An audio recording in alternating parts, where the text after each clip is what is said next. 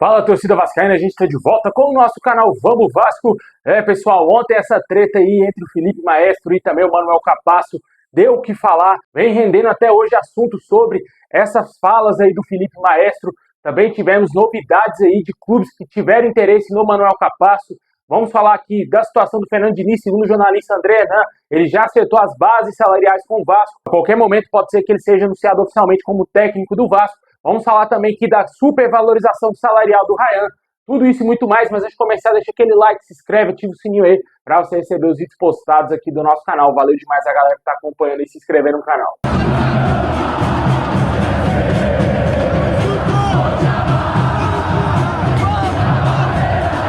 Bom, pessoal, ontem com o empate aí contra o Operário, o Vasco chegou a 5 jogos sem vencer. O Vasco perdeu para o Ceará por 2-1 fora de casa, empatou por 0-0 com o Flamengo e também 0-0 com o Lanús na Sul-Americana, perdeu para o Cruzeiro por 1-0 e empatou ontem por 1-1 contra o Operário. 3 empates, 2 derrotas. O Vasco marcou apenas 2 gols nesse período e sofreu 4 gols, né?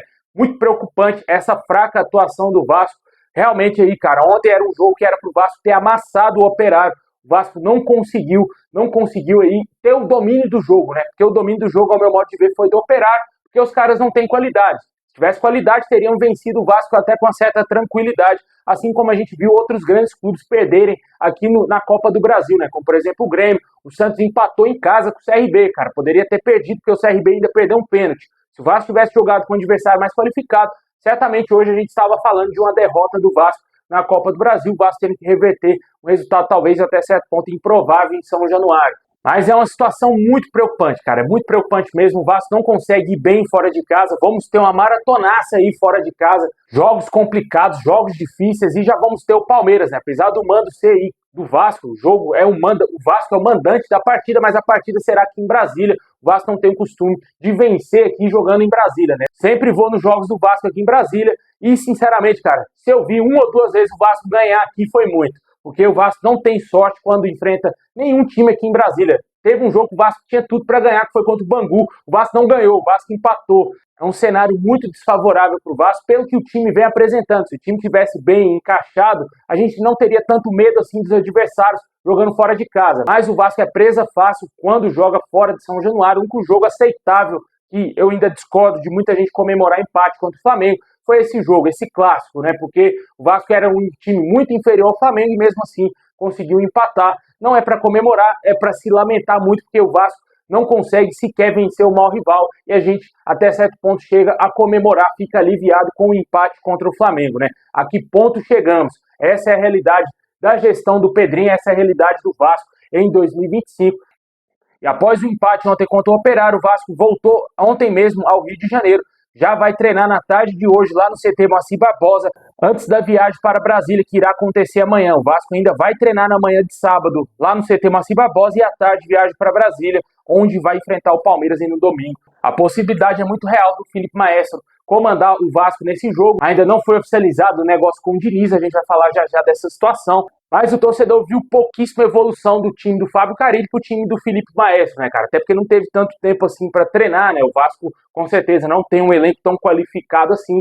E certamente só com a chegada de um novo treinador que a gente vai começar a ver as características desse técnico sendo implantadas no elenco vascaíno. Acho que o estilo do Diniz não casa muito bem com o Vasco não sabe sair jogando. Isso é nítido, cara. Os jogadores do Vasco não têm qualidade para sair jogando. É complicado, né? Vamos ver o que o Diniz vai aprontar aí, porque ele é o nome mais favorito para assumir o Vasco. A tendência é que hoje ele acerte com o clube, né? Essas foram as informações que a gente teve ontem.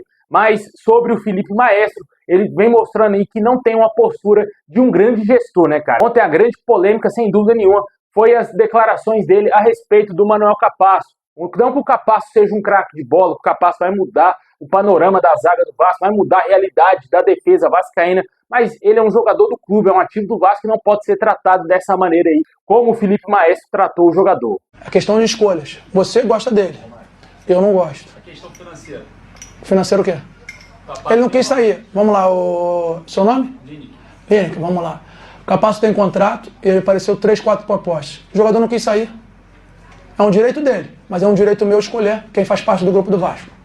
Você gostando ou não, tem que aceitar. São decisões. Futebol, falar é muito fácil, fazer futebol é difícil. Próximo. Pois é, essas declarações causam uma certa revolta aí nos torcedores vascaínos. Alguns torcedores sentiram uma certa arrogância do Felipe ao tratar um ativo do clube dessa maneira, e o Manuel Capasso simplesmente só postou uma foto com o título de campeão paraguaio com a camisa do Olímpia, mas é um jogador aí que, segundo outras informações, teria recusado algumas propostas que apareceram, né? E ele teria sentado no contrato que tem com o Vasco até o fim dessa temporada. Segundo as informações do Bruno Murito, lá do Globoesporte.com, o zagueiro recebeu 3 propostas para deixar o Vasco. Seria uma do Peñarol, uma do Sochi para ir jogar lá no futebol europeu e também do Platense, lá da Argentina.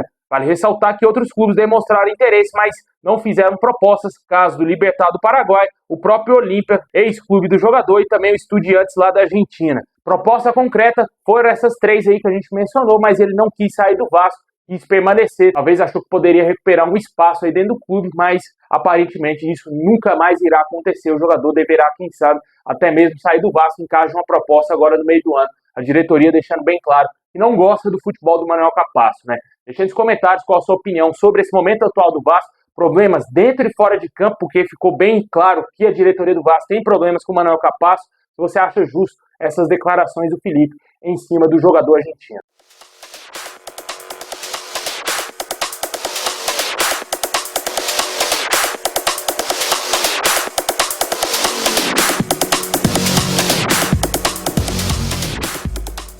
Bom, pessoal, agora vamos dar um girão nas notícias. Após renovar o seu contrato até o fim de 2026, o atacante Ryan passou a ter uma grande valorização salarial. O jogador passará a receber cerca de 500 mil por mês após essa renovação de contrato. A renovação claramente serviu para afastar interessados no jogador agora no meio do ano, né? Ele tinha contrato somente até o fim desse ano de 2025 e poderia assinar um pré-contrato de graça a partir de junho aí com qualquer equipe do mundo.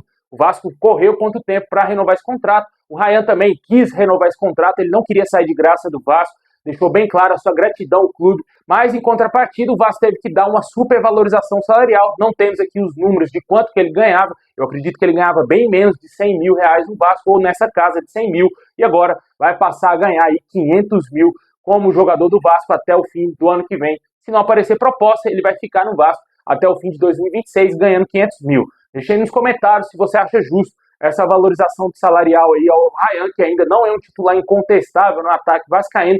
Certamente aí muitos vascaínos não vão concordar. Eu sou um dos que não concordo. Eu acho que poderia dar pelo menos 300 mil para ele, estava de bom tamanho. Acho 500 mil muito exagerado. Dava para você trazer um jogador muito melhor do que o Ryan por 500 mil aí no mercado, né? Mas ele é uma promessa, pode ser que ajude o Vasco ainda nesse ano e também no ano que vem. Bom, e o torcedor vascaíno segue na grande expectativa do anúncio do novo treinador, né, cara? De acordo com o jornalista André Hernan, Vasco e Fernando Diniz já teriam alinhado o planejamento esportivo e a parte financeira, ou seja, o treinador já deve ter acertado as bases salariais com o Vasco e a tendência é que tudo se resolva e haja um desfecho positivo ainda hoje, nessa sexta-feira. Essas foram as informações trazidas ontem à noite pelo jornalista André Hernan. Até agora não tivemos nenhuma novidade se realmente o Vasco vai anunciar oficialmente o Diniz hoje. A tendência é que ele seja anunciado nos próximos dias. Aparentemente está tudo acertado, tanto projeto esportivo, que são, com certeza, reforços que o Vasco deverá contratar, os planos do Vasco aí futuramente, com o Diniz no comando da equipe e também, claro, com o salário aí do treinador, tudo já está acertado e esperamos que ele seja anunciado em breve, né? Assim que tiver o anúncio oficial do Diniz, vamos trazer a qualquer momento aqui no canal. É um treinador que já está uma semana praticamente negociando com o Vasco após a demissão do Carille. Ele foi o grande plano do Vasco, o plano A. O Vasco só queria saber do Diniz e também o Diniz recusou até mesmo investidas do Santos antes do Santos contratar o seu técnico. Ele queria ouvir primeiro o Vasco para, quem sabe, fechar com o nosso clube e não fechar com o Santos aí. Deu prioridade, total prioridade ao Vasco, até porque é o desejo do treinador permanecer no Rio de Janeiro, ele reside no Rio de Janeiro e também gostaria muito de voltar a fazer um bom trabalho no Vasco, já que em 2021 ele foi interrompido, segundo o próprio treinador, com o não acesso do Vasco à Série A do Campeonato Brasileiro. Ele queria dar continuidade ao trabalho no Vasco, porém para o treinador foi ótimo, né? Porque ele saiu do Vasco, foi pro Fluminense, e no ano seguinte, em 2023, foi campeão da Libertadores. Com certeza aí o Diniz não tem margem de erro, cara. Se ele errar, o Vasco vai cair de divisão, porque o elenco é muito fraco, o time do Vasco é muito fraco, e essa diretoria não dá mostras que vai trazer grandes jogadores para o Vasco no meio do ano, né? Não dá para confiar no trabalho do Pedrinho, não dá para confiar no Marcelo Santana e do Felipe Maestro. Esses três não vão conseguir trazer grandes jogadores para o Vasco, erraram demais em contratações. O único acerto foi o Nuno Moreira, e também o Coutinho partiu mais do atleta do que mérito da diretoria. A diretoria não teve mérito nenhum na contratação do Coutinho, teve, pelo contrário, demérito em fechar também com Alex Teixeira e o Souza, que são ex-jogadores em atividade, né?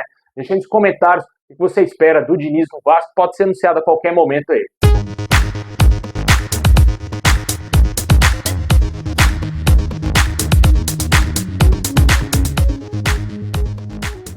Bom, pessoal, esse é o vídeo de hoje. Valeu demais. Deixa aquele like, se inscreve, ativa o sininho. Tamo junto. É nóis.